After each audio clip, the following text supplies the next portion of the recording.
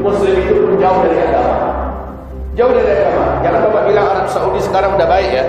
Arab Saudi bahkan sepakat kita mengatakan sekarang Arab Saudi ada di titik ternadirnya, di titik terlemahnya dalam berislam. Betul tidak Bapak? Bahkan Pangeran Salman di bulan April kemarin di acara televisi resmi dan tidak ada sedikit pun ragu-ragu mengatakan saya menolak seluruh hadis-hadis Nabi Muhammad sahih ke bawah. Hadis sahih ke bawah ditolaknya semua. Yang diterimanya cuma hadis mutawatir karena dia sama kekuatannya dengan Al-Quran. Kalau begitu Bapak Ibu yang kami muliakan, paling-paling hadis Nabi 1/8 cuma yang mutawatir, 78 lainnya ditolak semua. Hadis Sahih Bukhari, Sahih Muslim, semua ditolak. Maka wajarlah kalau hari ini Arab Saudi sebagai benteng terakhir penegakan secara Islam di dunia jebol sudah. Arab Saudi menuju kepada kefasikan yang paling permanen, Pak. Kalau Bapak lihatlah bagaimana perangai muda-mudi sekarang di Arab Saudi, bahkan orang tua. Baju-ubahnya pakai sal, pakai igal, tetapi berjoget-joget. Madu-adu botol yang sudah isinya minuman keras. Ya, mereka mengundang penari-penari India, penyanyi-penyanyi hot dari seluruh dunia. Mereka mengadakan acara-acara yang tidak patut, tidak pantas. Bahkan di Indonesia pun masih kita katakan itu tak patut, tak pantas, tapi dibuat di sana. Jadi pada fase keempat, kefasikan dan maksiat memang menyebar menjadi merajalela. Para ulama di Arab Saudi ribuan yang ditangkap, sedang khutbah, sedang ceramah, sedang di rumah, sedang acara seminar, di depan publik ditangkap-tangkapi, masuk penjara sekarang. Itu Arab Saudi loh Pak. Setelah sebelumnya seluruh negeri Arab berlomba-lomba menangkapin para ulama. Ya, agar Bapak Ibu mengetahui keadaan kita sekarang ini. Nah, kalau para ulama-ulama yang lurus-lurus ditangkap-tangkapin, apa yang terjadi berikutnya? Kedua, kefasikan, dolalat, aliran-aliran sesat diciptakan oleh Barat, diciptakan, didanai oleh Eropa, ya, dan sengaja dimunculkan sampai kepada tingkat aliran-aliran yang mengkafir-kafirkan semua kelompok di luar kelompoknya, ya, semacam ISIS dan sebagainya. Mereka ini ditopang. Sehingga pada akhirnya umat ini pecah-pecah, lalu sesat. Banyak umat ini yang menyimpang dari jalan yang lurus. Kalau pemerintahan Islam yang berdiri di dunia, tugas pemerintah yang terkuat adalah menutup pintu-pintu maksiat dan menjaga rakyatnya, umat Nabi Muhammad, jangan sampai sesat dari jalan yang lurus. Ini kewajiban pemerintah. Tetapi fase keempat ini bukan pemerintahan Islam yang memimpin dunia, bukan. Saat ini pemerintahan yang ada di muka bumi, kata Rasulullah, mulkan jabariyah. Sampai di sini tatangkok nak pelajaran awak Pak. Lai tatangkok. Iko jangan katakan karih guna pelajaran dunia Pak. Bukan masalah karih. Ini pelajaran akhir zaman. Kalau pelajaran akhir zaman memang suntikannya agak sedikit ekstrim, supaya kita juga tidak tanggung-tanggung hati kita menghadapi akhir zaman ini. Kalau Bapak Ibu sepakat, Ibu setuju, maka otomatis Bapak Ibu juga akan mengeluarkan semua potensi untuk mempersiapkan diri, menyelamatkan hu anfusakum wa ahlikum nar. Jaga dirimu, jaga keluargamu dari api neraka Allah Subhanahu wa taala. Tidak main-main, Pak. Pak, setelah kesesatan menyebar di mana-mana, maksiat juga beredar. Bapak Ibu sudah tahulah bagaimana moral anak-anak kita sekarang, Pak ya. Jangankan tingkat kuliah, SD saja sekarang sudah berhasil dan bisa anak SD yang lain.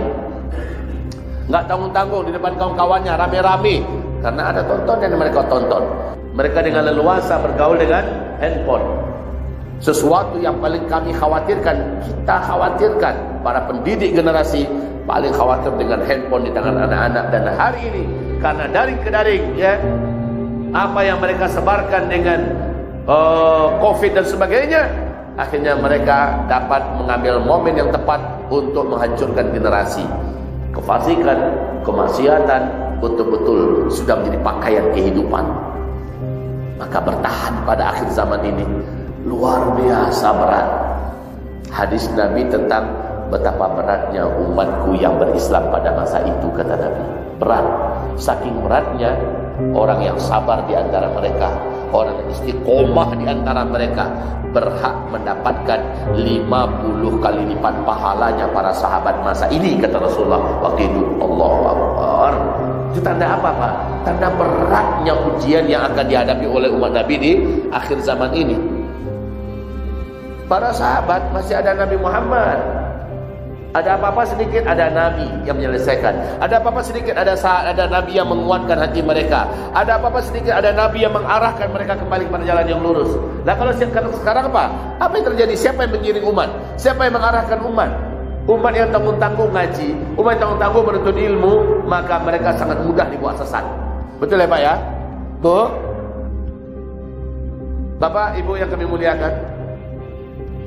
Jadi, kesyirikan seperti yang Allah firmankan dalam Al-Quran surat An-Nur ayat 55, di akhir zaman kesyirikan seperti atmosfer di mana-mana terhirup oleh umat Nabi Muhammad. Di mana-mana, bahwa dosa terbesar nomor 1 dari seluruh dosa besar yang ada, bahkan bisa menyebabkan orang lepas dari Islamnya, adalah syirik. Syirik akbar, syirik besar. Nah, kesyirikan di akhir zaman ini sesuai dengan firman Allah dalam surat An-Nur ayat 55, kesyirikan ini merata menyebar di mana-mana.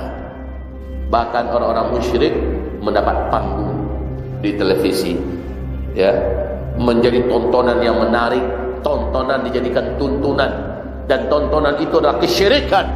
Para dukun-dukun bermunculan, paranormal, peramal-peramal bermunculan di mana-mana. Ya, ajaran-ajaran, amalan-amalan yang mengandung kesyirikan betul-betul mendapatkan tempat. Maka bayangkan ancaman yang dihadapi oleh umat Nabi di akhir zaman.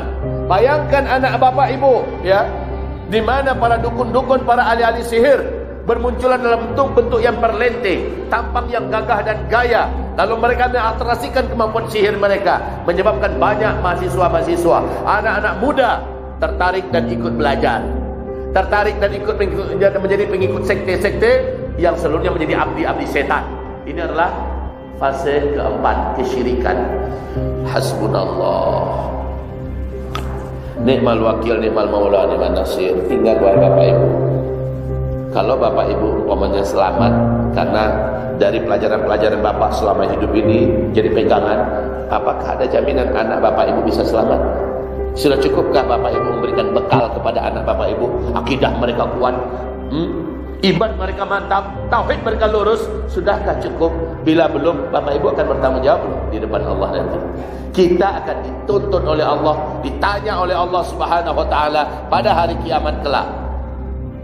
Kalau Bapak masuk neraka, belum tentu anak akan ikut ke bawah. Tapi kalau anak masuk neraka karena kelalaian kita, kita pasti ke bawah. Betul Ibu? Maka hendaklah khawatir, hendaklah takut orang-orang beriman kalau meninggalkan di belakang mereka generasi-generasi yang lemah. Lemah yang paling dikhawatirkan di sini adalah lemah agamanya, lemah akidahnya, lemah imannya, lemah tauhidnya. Ini yang paling dikhawatirkan. Bagi yang lain-lain, lemah ekonomi, lemah pendidikan, lemah fisik, lemah kesehatan, baru yang lain-lain. Tapi yang paling dikhawatirkan lemah itu adalah lemah agama. Kalau kita miskin di dunia, tapi agamanya kuat, insya Allah surganya selamat. Dan itulah kehidupan kita sesungguhnya. Kalau kita tidak berpendidikan di dunia, hanya tamat SD, bisa jadi SD juga nggak pernah selesai, insya Allah agamanya kuat, dia selamat di akhiratnya. Kalau seandainya kita tidak bisa menguasai politik, karena memang kita politik dikadalin terus, ya sudah, selama agama kita kuat, di akhirat kita menjadi pemenang dan menjadi raja-raja di dalam surga. Tapi kalau agama ini benar yang lemah, di dunia kita sengsara,